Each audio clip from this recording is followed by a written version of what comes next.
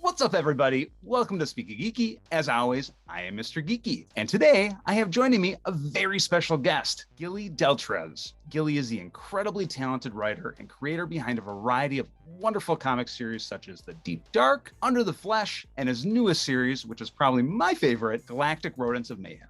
The Kickstarter for which just launched a few weeks ago, and it's already almost met its initial goal, which is awesome. That very cool Kickstarter, by the way, for folks interested, will run until Sunday, November 14th. And for convenience, we'll pop a link for it right here and at the end of the video. I do just want to say, before we dive into my flurry of furry questions, that I read the first issue and I will try and contain myself the best I can, but it's really hard not to go full on geek out mode and break it down in full detail with you. So I'm hoping we can get you back on the show down the road at a brief on what I just read, because I have a whole lot of super dorky questions for you, and I am sure fans of the channel who hop onto your comic will too. So Gilly, can you tell us a little bit about your new series and what it's all about? I do want to say right off the bat, it is very clear in the level of detail and Easter eggs on each page that you care deeply about this anthropomorphic and spacefaring science fiction genre. And also, I gotta say, that theme song, so good and super catchy. Obviously, the love for TMNT is there. I grew up on TMNT, and as a child, I kind of stumbled on the comics, and Mom wasn't too crazy about the comics. They were gritty, black and white. Then they had the cartoon show. She was more okay with that. And, you know, who doesn't love the Turtles? I fell in love. As I grew older, you know, you get the 2003 series. We have the original 86 series. And, you know, I kind of fell off a little bit. But then you tap right back in it. And when I started creating comics, I was doing a lot of dark stuff. Under the Flesh is a little bit dark. It's a zombie thing. The Deep Dark is very dark, Lovecraftian. So me and Sebastian, we wanted to do something fun, and all we could think of was channeling back our childhood, channeling that nostalgia, those good feelings, those good vibes. And in an era of reboots upon reboots upon reboots, and my beloved Turtles are no, you know, they fell into different reboots, and each reboot has its charm. Although I can't say the Michael Bay movies, I just, those I haven't got into those. But there's a charm level for the Turtles, and I just kind of wanted to take that familiarity of nostalgia, where you're getting into something that's carefully done, that's fun, that ticks all the boxes of what you enjoyed as a kid. Those Saturday morning cartoons, you mentioned the theme song. I wanted to capture all that, the essence of all that goodness, and divvy it out by way of the Galactic Rodents of Mayhem. And yeah, I mean, there's a lot going on with that. Oof. It's a story of passion, and there's a lot that we're hoping that we can achieve with this series. Let's see, but the love with TMNT is there, and we're just, me and Sebastian are doing our Eastman and Laird type of thing, just with Capybaras. And that just shines through. I was lucky enough to get to read the first issue, and it was amazing. I am hooked. I want more.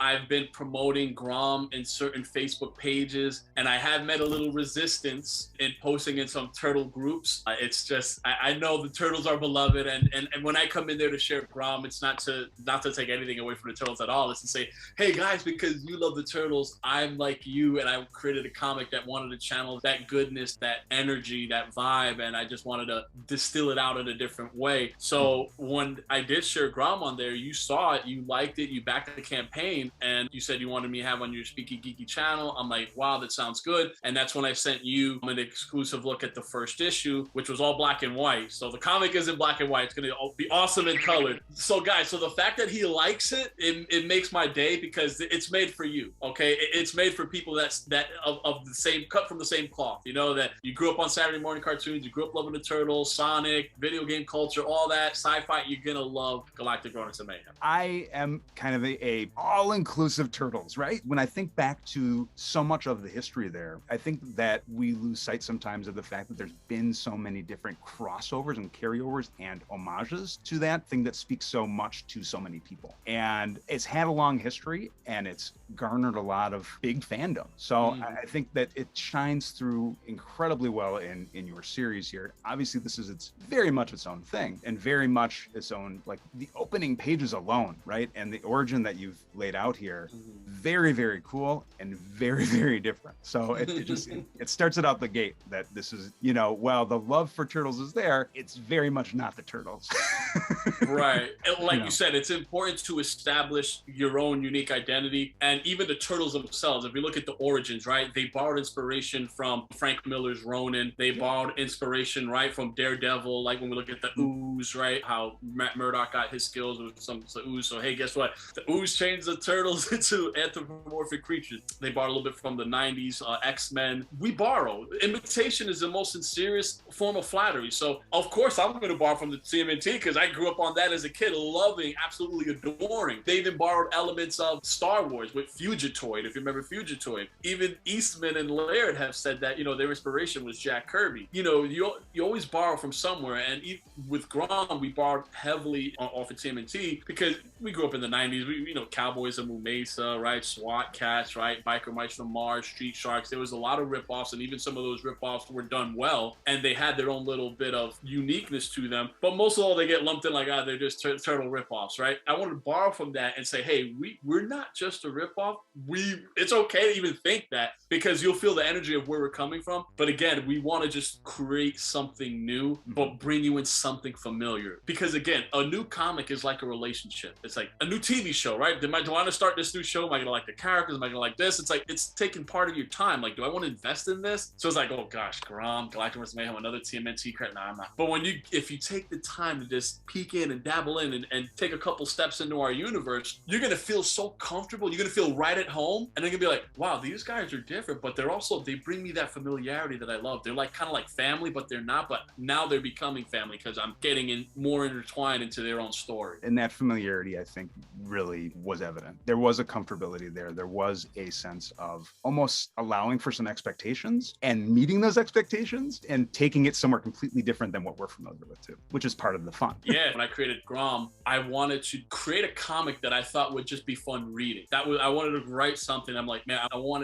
people to enjoy reading this. If you read the first issue, there's expectations that are met, and then there's some that are like, where we're going, and that's what I want to do to kind of like bring you along, because we're going to appease that curiosity, and we're kind of just laying the groundwork to what we hope could be like a really cool new franchise. This kind of sets it up a little bit for a question I had for you, which is, it is very evident here. You have a whole world that seems really well thought out, and it's kind of like that first issue is so good in and of itself, but it makes me want so much more, and I can tell there's a lot more that you have to give with this series. So is there characters that haven't been introduced in this that you are super excited to get to eventually? Yeah, for sure. I mean, again, the Capybara characters, if anyone is not familiar with the Capybara, don't feel bad. I didn't know what a Capybara was, to be honest. And when I was talking to Sebastian, I'm like, listen, we got to do something in the spirit of Ninja Turtles, you know, Bucky O'Hare, that kind of, you know, he's like, well, we got to figure out the animal. I'm like, yeah. I'm like, what are you thinking? He's like, well,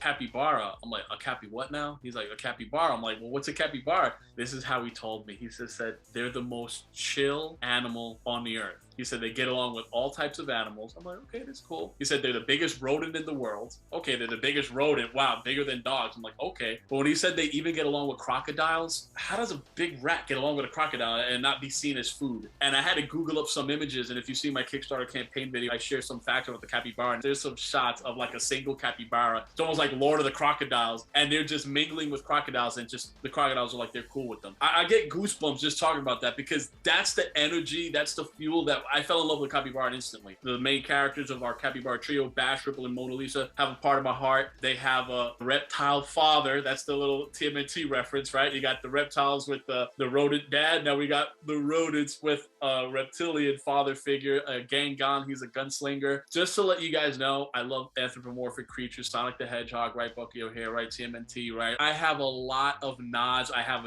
a street shark in there. Draco, who is a very special character. I also have sniper vipers. We have so many different cool characters, and characters that I'm waiting to introduce. We do have characters that are, I can't wait to introduce. Just put it that way, because our range, if there's a cool animal that you think, we're featuring it. A Potu bird, we got a harpy eagle, we got a shoebill, we got all these kind of weird animals. We're throwing them in there. They're going to be unique. They're going to be cool. And our main bad guy, he's very interesting. He wears a bear skull mask. I mean, we don't know what animal species he is underneath. So there's a lot of characters that I can't wait to introduce into the Grom universe. Yeah, it'll be fun. It'll be fun. Very cool. So I read a ton of comics, and something that struck me here with Grom is that in order to really pull readers into this world that you've created, it also is really important to have an art style that really lets this world breathe. Mm-hmm. And the illustrator, coloring, and lettering team have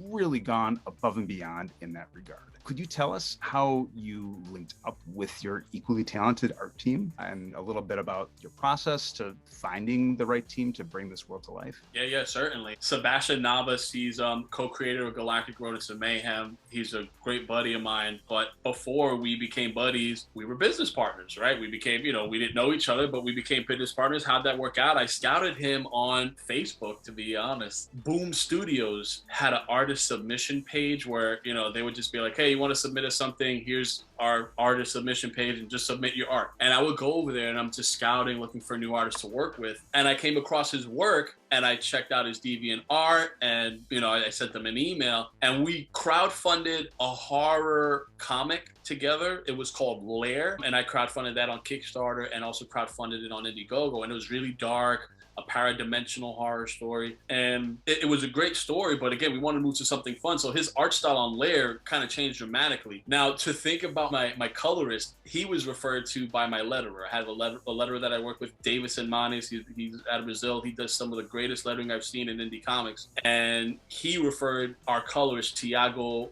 Barça, who's, if you've seen those colors, he's amazing, and he knew what we wanted. We kind of said, even though it's a comic, we're tapping into a lot of video game, anime references as well, so we needed a vibrant art style that could showcase that in a way that would just complement the universe and welcome you into our world. So he would, I'm blessed to have this team kind of form the way it formed, but it was just by chance, if I wasn't looking at the Boom Studios artist page and making that connection with Sebastian, years ago, we wouldn't be what we're doing now. Davison is our letterer. He was another reference for our old colorist on the Lair project, which was Davi Komodo. He's like, hey, I got a cool letterer. His name is Davison. I work with Davison, and Davison introduced me to the new colorer for Grom, which is Thiago Barça. So a lot of times is networking, and if you know someone, they know someone. So that's also equally important. But I'm glad that we have such a great team, and it's such an indie team with names you haven't heard of. Who's Gilly Deltrez? Who's Sebastian Navas, right? Like, who are these guys, right? But if you've seen the first issue, us as a team, we pack a punch that rivals what's even coming out in the mainstream industry,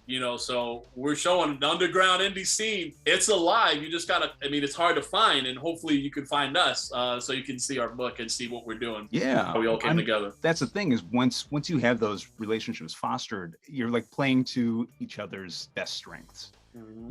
And you get to know those personalities better. And when it's all like running on full cylinders in that way, where all those beats are getting hit in the right way, where everybody's doing what they enjoy, and it just kind of flows right through to the page, that's when like just beauty is made. And that's what I saw, Grom is a testament to that, because some things that came up on the fly were just us, each of us in our own little, how we collaborate together, how Thiago must, he might have implemented something that we didn't see.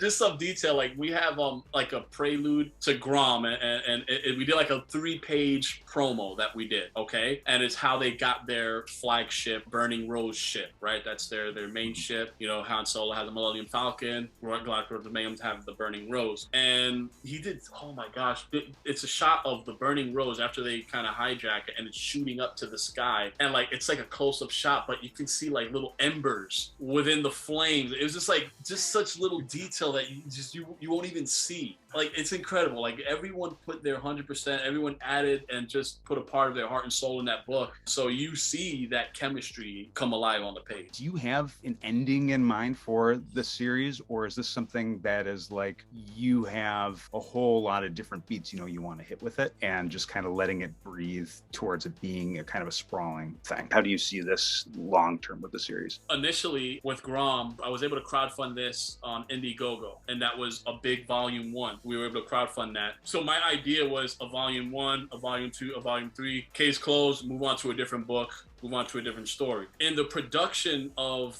Galactic Rodents of Mayhem, we went through a lot of adversity. Sebastian was expecting a daughter, and she passed away at birth. and then COVID hit, and we were going through a lot of delays, and it was just, it was hitting us hard. And we were thinking about the future of Grom, and I got into where I was continuing the story, like just writing it out and letting it breathe. And the more I did that, the more I realized, like, okay, there's a lot of potential here. And I told Sebastian, I said, we have to stay on Grom. We have to. Our idea was to do Grom Volume 1, move to a different, like a fantasy sword, you know, a fantasy sword slasher type thing, and then stop that and then go to something else. So, and I'm realizing when you jump to a property, do a different one, do a different one, it's good. It shows that you can do a lot of different stories, but you don't have any longevity with your main title. And when I saw the potential of Grom, I just realized, I'm like, Sebastian, you know, we got to stay with Grom. And he went through a lot of hard times, but he got into a good groove, and Grom became his outlet. So what we're understanding is that this is going to be something bigger than what we have originally anticipated and imagined. We want it to be sprawling. I don't have a clear-cut ending in mind, but I know the direction that I want to take, and I'm going to take that direction while letting the characters breathe and take me on whatever ride they're going to take me on, and I got to find a way to kind of encapsulate that. And that's where the Kickstarter came in. We're like, we're going to make it an ongoing, and we're going to bring it to Kickstarter because we want to, you know, we want to reach a bigger audience. We want to grow our potential.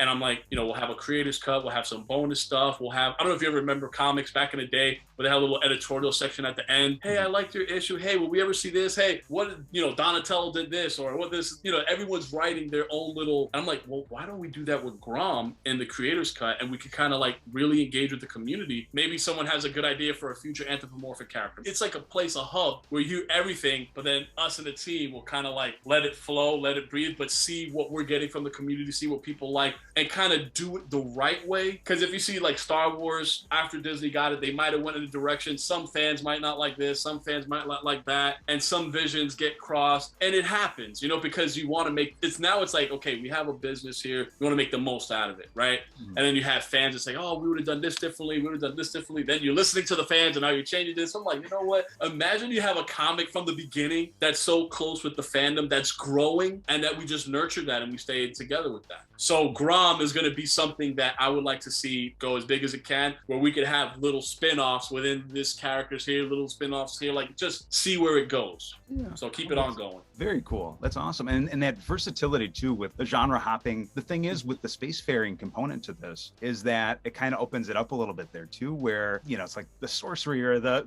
you know, the swordplay kind of stuff. And, you know, it's like He-Man homage. Yeah. Oh man, yeah. Yeah. A lot of people already said they see like Skeletor vibes, Mumra vibes, I can see that. Monstar vibes from our main bad guy who's called Dark Raider. And again, we just want to have fun with this thing, and we want to keep it underground. And if it gets big, we want to do it in a way where, you know, we can just give the fans kind of what they want and keep that going as much as we can, because that's the most fun, is when you can keep a comic going. And I realized the majority of people, because I've done quite a few Kickstarters and Indiegogo campaigns, but Kickstarters, you could send like a survey, and I would always ask on some of my later campaigns, do you prefer like a one and done story, or do you prefer the story that keeps on going and ongoing? And about 90% ongoing. People fall in love with a character in the universe, they don't want to stop, they just want to, you know what I mean? So some people like closure, but the majority of people say, I want to kind of hang on and see wherever you take me. So that's why we just ultimately decided that Grom's going to be this, and that's why Kickstarter, we thought, is a great way to just kind of serialize it, whereas Indiegogo will be just a trade collection paperbacks. Kickstarter will be our floppy issue, just keep it going, and hopefully you could have a Grom box, right? Like the long box, well, like issues of, you know, of Galactic Rodents of Mayhem, of how long we can keep it going. And it's such a testament too to the fans also, you know, where it's just like they get to feel entrenched in the world that they're building together, basically. You know? Exactly. Do you have a favorite? I mean, I see how I could phrase this, because it's always hard to choose favorites, and you know, I know my kids always tell me to stop doing that with them. So oh man, yeah. So do you have a favorite member of your Grom family? They all like have very different personalities, and that it is very fun to see that because they're very distinct. What's your favorite, and what was the most fun to write, I'd say? It's how do you choose your favorite between your kids, right? Like you just said, it's very hard. And what's interesting is that they do have their unique personalities. Like our Ripple character, he's the pilot. He's very mellow, cool, calm, laid back, but then he has his moments where he'll showboat and he'll get, you know, he'll show up. Then you have have our Mona Lisa character. She's the kind of like the stalwart, disciplinary Donatello kind, you know, so she mixes the nerdy, geeky, you know, technology bit. She's a smarts, but she's also like the fine line. But then she also has her quirks that make her, well, I can't say human, but that you can relate, you know, you can relate to her. And then we have Bash. He's kind of like, a best way to say it, he's like my Raphael mixed with kind of like a Leonardo. Like, he wants to be a leader, he wants to take charge, but he feeds really heavily into his emotions, and he's like, he wants that justice done. So it's so hard to pick a favorite character. I guess one of my favorites too would be their father figure. The fact that, you know, how I try to kind of cement him or kind of like shape him in a way where he's not perfect and he's done some wrong and he did like the ultimate wrong, and just like, well, now I got to make it right, a lifelong of right, by raising our capybaras. So just to not throw a spoiler, but maybe a little hint, our main villain is also a character that he's shrouded in mystery, but later down, I want to say about the 4th issue, you'll get to know a little bit more about him. And there's something about him that when I'm talking with my editor moving forward with Grom, she's like, it seems like he's going to be the main character of the universe or something like that. Like, it seems like he's going to be the driving force. And when I heard that, I mean, I don't see things as the editor does. I'm like, wow. So I got so many favorite characters. I'd be lying if I say they're all my favorite characters. You know, like I mean, they're all kind of like my favorite characters. Even the sub characters, they're special. So yeah, I don't know. Maybe after a while, you know, we could talk about which one's a favorite. For now, they're all my favorite. I don't know if that helps. No, I get that. I mean, it's kind of like, you know, in the creation process, you get so, I get this way too, where you invest all yourself into them, where you can relate in some ways that you wouldn't even expect, where it kind of grows on you in different ways, where one might start as your favorite and then the other like unexpectedly becomes that, you know? That's why they take me along for the ride. And when you're a creator and a writer, you'll get to the point where you'll write your characters, and then when you're thinking like of scenes, or you kind of like know where you want to take your story, they, like different branches and different forks in the road open up, is because they're like, no, well, like, yeah, Bash kind of would do that. Yeah, like, well, yeah, Mona Lisa would do that. And like, well, damn, and then it's just like, so that creates a challenge for me because I'm letting them breathe, and because I'm investing so much time, and, you know, it makes it fun, and it also makes it challenging. And it's gotten to where, you know, I've shed some tears, even in creating some future content with Grom, because sometimes you want things to happen a certain way, it won't. It just becomes where you got to take risks. Will they pay off? You hope they do. Again, so you can make it different and fun and fresh, but ultimately it's a fun comic, and all the characters are really growing on me. That's awesome. And I mean, and that's I think how you can tell when you know, when you're saying, when you're shedding the tears, that comes through when you're feeling it, and it's impassioned, comes out on the page too. Did you have a favorite comic when you were growing up, you know, that was kind of your go-to? I didn't have a favorite comic per se, I just had a bunch of favorite characters. Sundays would be a great day after church. Mom would take us to the local deli, and it'd have a spinner rack, and I'm there, and I'm just going through the spinner rack. Okay, Spider-Man's latest thing. Okay, TMNT doing this. Okay, Batman's doing this. You know, then you find like kind of the weird characters, or maybe not so popular, like a Dark Hawk, you know, from Marvel, right? Or a Night Thrasher. I'm like, okay, Punisher. I can't say that I had a favorite. TMNT is up there. You want to call them superheroes or not, they're up there. Spider-Man is up there. Batman is up there. Those like my top 3. But then again, I have so much love for Punisher, for Daredevil. I mean, I've had all the comics. I can't say there's one particular run or one particular, I've just consumed it all. Is there one as an adult that you have found yourself gravitating more towards? There's still so many good ones out there. So there's too many good stuff. I mean, I usually look at, you know, I got an omnibus full of stuff. To say it's just one particular one, it's very hard. I can't even pick one. I don't know if that's weird. I'm that guy that I can't pick one because there's so many good stuff out there. Well, I mean, I know for me, it's almost easier to, if someone were to ask me, give me your top 100. You know, it'd be with anything. Exactly. For me, it'd have to like a top 10. Like even if movies, like, well, give me a top 10. I can't give you my favorite movie. Like I can't, because I got so many. I mean, I got like different genres, right? You got your sci-fi. What's your favorite? You got here. What's your favorite? You know, Star Wars is up there, right? TMNT is up there for me. The original 1990 TMNT movie, I hold that in high esteem, because for me, it was gritty. It wasn't jokey. They had their moments where they made some good jokes. Time to reflect, right? I got the pizza and all that, right? But then they had their moments where they hit you really hard, where Splinter's telling Raphael, you know, like, he'd say like, you're unique because you choose to fight the enemy alone. You know what I mean? Like, it's like, you're unique among your brothers. Like, there's so many oh my gosh, Lord of the Rings. If we could just go on and on and on. Like, God, I can never pick one. And for comics, I can't pick because for comics, and I go to anime. I grew up a big time on anime. So like the original Ninja Scroll, Fist of the North Star, Ghost in the Shell, Akira. Like, I'm that dude, if it makes any sense, that I'm not a typical writer in that my favorite author is this guy. No, I got everything. And when you see me writing, I'm borrowing from all the influences that I loved growing up. Video games as well are great narratives. Mass Effect, you know, is one of the greatest stories that I like for sci-fi, and it's a video game story. It's not a comic, although they spawn comic books, you know. So my brain is all over the place. I'm sloppy. It's like my room is sloppy. My brain's just scattered everywhere. Like, that's just me. I don't have one, but I got a plethora. Currently, I find myself reading a lot of older stuff, and I'll just get it in collected form. Like the omnibuses, I'll gravitate to. Like Thunderbolts was the omnibus that I just got. So I'm reading more of the older stuff than the new stuff. I know there's some decent new stuff out. One new thing I'm looking forward to read. You guys are gonna laugh at me. Sonic the Hedgehog collection from IDW. I got the first volume. And I'm looking forward to read that. So I'm just saying, like, I'm so out there with what I'm reading now. No judgment from me on that. I mean, I'm a big Sonic guy.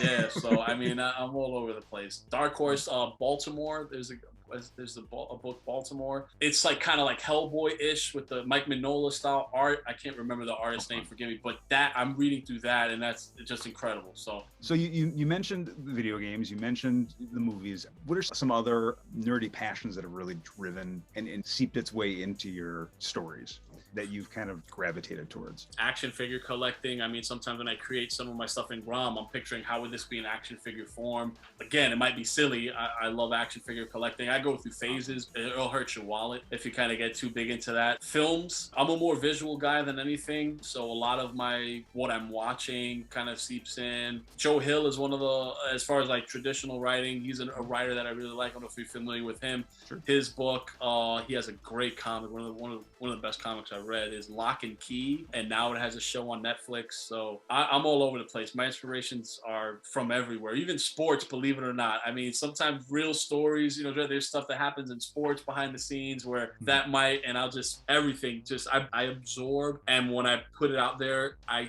don't even, it's like unconscious what I do, that I get from my subconscious and put it out there. So I'm a big toy guy too, and it's like you have to be strategic in terms of which ones you, especially because there's so many that are coming out now too. You can't get the old lines. You want to get the old lines.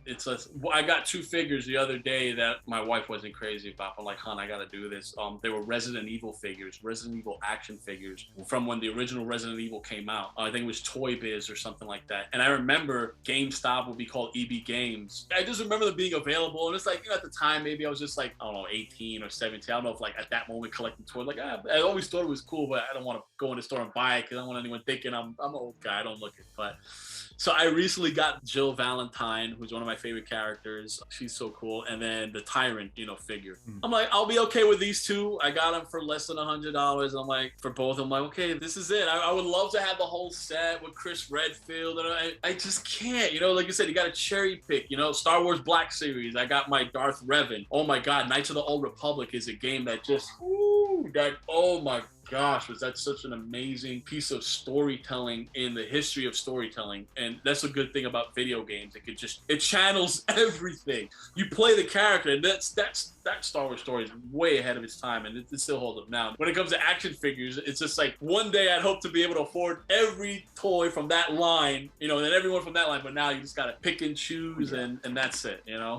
you got your list. You got your list of like, okay, when I get when the new paycheck comes in, you know. Yeah, don't even get started on the Turtles, because they have the new cartoon series done by NECA, and that's just amazing. You can only do so much of those, but yeah, man. And it seems like the dynamic has changed a bit too, right? Like you were saying, there used to be like some element of, at least growing up at a certain time, at least to feel like there's some stigma of like, you know, as an adult, like collecting the figures, right? But to me, it's always been like, these are little pieces of art, and they embody the passions that we have in the community. It's like showing your little flair. Some people wear pins. Some people, you know, it's like you go to a restaurant. It's like some people have their stuff of things that they're into. For the community here, it's like, this is what Speaks does. This is what we can show. We can pose it, and we can, you know, show it around how we want. And it's rich in creativity. I think it's something special about owning something that gave you a certain feeling of emotion, like a toy, like that toy. Like when I say that Darth Revan toy, that is always gonna remember like that good feeling I got from playing Knights of the Old Republic. Yeah. You know, the Resident Evil toys, I'm always gonna remember like how scared I was. You know what I mean? Like you're playing a game that had you like quaking in your boots because you were just so terrified, and just you could own it, you can display it, that flair. The Nintendo Amiibos is another thing. Star Fox, I love Star Fox 64 for the original, for the Nintendo 64, and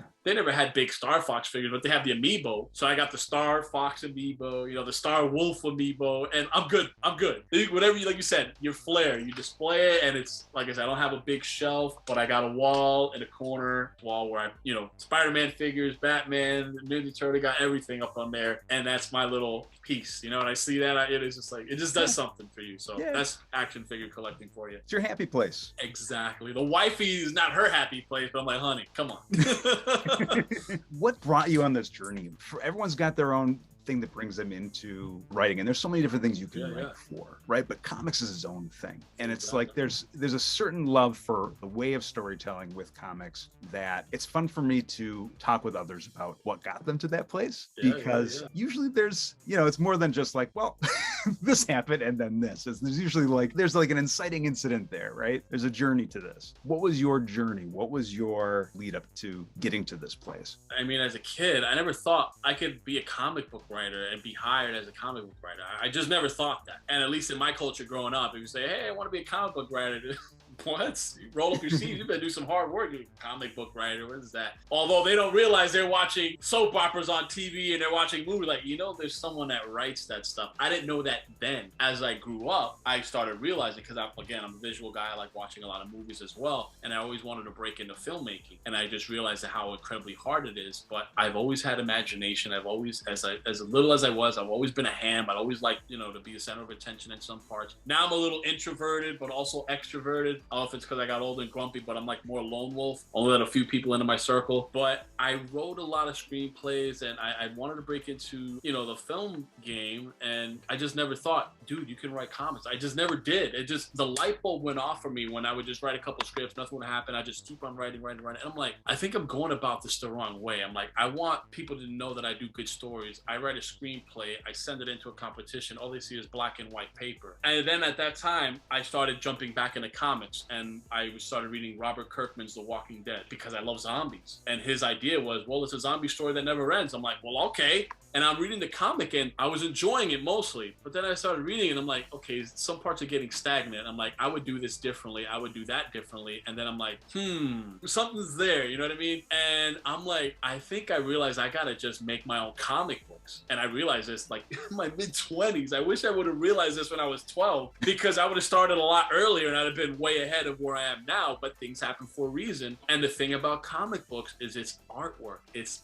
beautiful, beautiful artwork. And a picture, there's a saying, right? A picture is worth 1,000 words. Well, just imagine every panel in a comic book page across a bunch of pages. You have art that speaks more than words. So then I started reading a lot of some older stuff, some of the legends like Ditko, some stuff that Kirby did. And you're like, okay, I need to start writing my own comics. And that's when I started writing my own comics, and I learned a lot in the publishing way of things, even the self-publishing way, hiring artists. It became so complicated and intricate, but thank God we're in an age of crowdfunding. Okay, so let's say if I knew ahead of the game what I wanted to do at 12 or 13, by the time I was 18, there was no way to crowdfund. It was like, what do? You write a letter to Marvel, and Marvel's like, well, who the hell are you? You don't draw? You know, like, what am I gonna listen to you? Like, so it was so hard. So now, at least with Kickstarter, you can put your body of work out there, and people can see it and sample it. So that's how I kind of got into writing, comic book writing. And for me, it was like, you know, reconnecting with a long lost friend.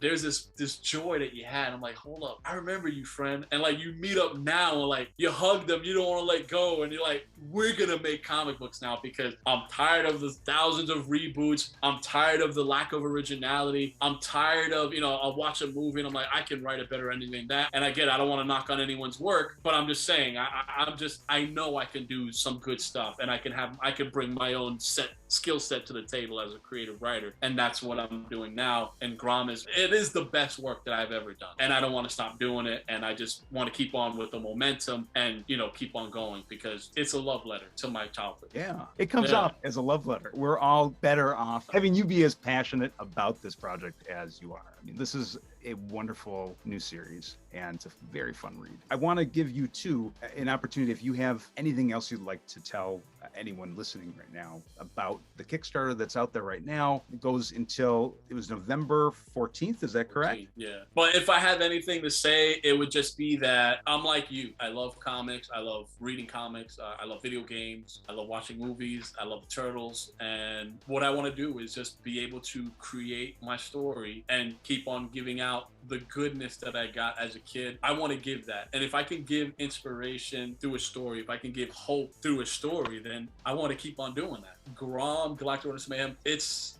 love. I can't say anything more than, damn, I'm about to cry right now. This series, like, I didn't expect anything more than to be able to write a story, and hopefully it can get to that level where people also like it, people also enjoy it, and it's for the good reason. It's because, hey, we want to have a good time, we want to have fun, we want to create stories that mean something, that can give a message of hope.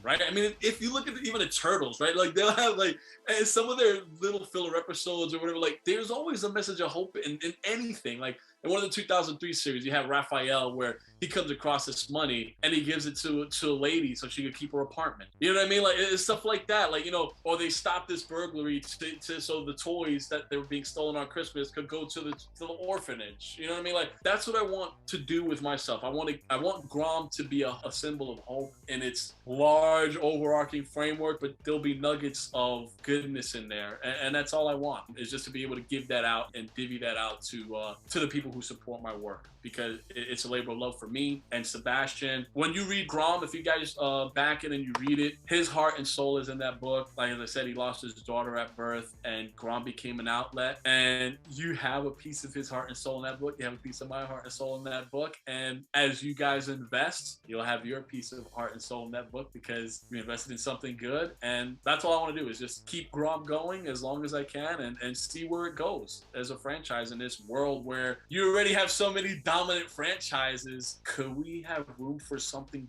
fresh that could become something special in this time moving forward? So that's what I hope, and that's Grom. If you guys see this video and you saw me up to this point cracking up, take a look at the campaign, take a look at what we're doing, see the artwork, sampling a bit of the story. We just want to do this right, and we want to keep the story going because it's a fun comic from our glory days as a kid growing up, and it's our love letter to that. So yeah. Very noble goals there. I think all around, to have those positive messages to pass down the generations in brand new stories to be able to pass down around too is immeasurable in terms of how much that can provide, you know? Yeah, it's just goodness, you know? Love what you're doing. Keep it up. Can't wait to see more. I want to thank everyone here for stopping by today. That's all the time we have for today, but I want to say thanks to our very special guest, Gilly Deltrez, creator of the brand new Galactic Rodents of Mayhem, for nerding out with us today, sharing a bit more about his geeky passions and his amazing series is live on Kickstarter right now. So check it out, guys. Yes. Definitely want to check that out. Back the series today if you haven't yet done so. I'll again, for convenience, pop the link right here. And thank you all for taking the time to check us out. We realize you could have been anywhere and you chose to nerd out with us, and we appreciate that. And if you like this video and would like to see more content like this, don't forget to smash those like, subscribe, comment, and share buttons, and check out our description for more content we're sure you'll enjoy quite a bit. So until next week, Space Capybara Speaky. Keep it geeky. I love this. This is good. This is good. I love this.